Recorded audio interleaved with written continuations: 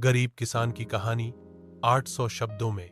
एक गांव में रामू नाम का एक गरीब किसान रहता था।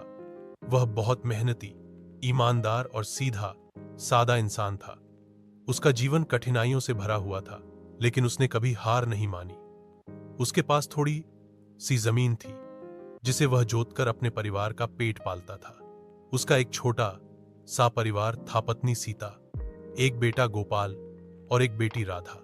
संघर्षों से भरा जीवन। रामू का जीवन हमेशा एक जैसी कठिनाइयों से घिरा रहा।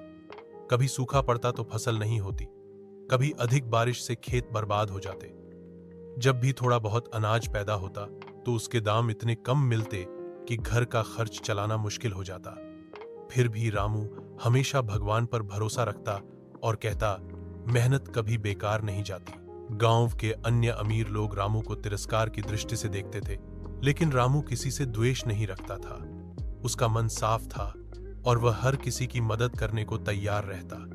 जब किसी को खेत जोतने में मदद चाहिए होती, रामू बिना किसी लालच के सहायता करता। बेटे का सपना। रामू का बेटा गोपाल पढ़ाई में होशियार था। वह गांव के स्कूल में अच्छे नंबरों से पास होता था। रामू का सपना था कि उसका बेटा पढ़ लिखकर बड़ा आदमी बने, ताकि उसे वो सब सहना न पड़े जो रामू ने सहा है।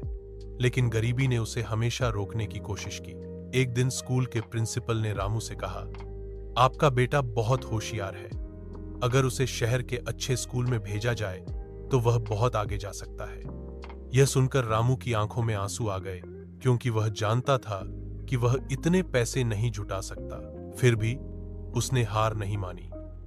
उसने अपनी भैंस बेच दी, कुछ खेत गिरवी रख दिए और किसी तरह गोपाल का दाखिला शहर के स्कूल में करवा दिया। कठिन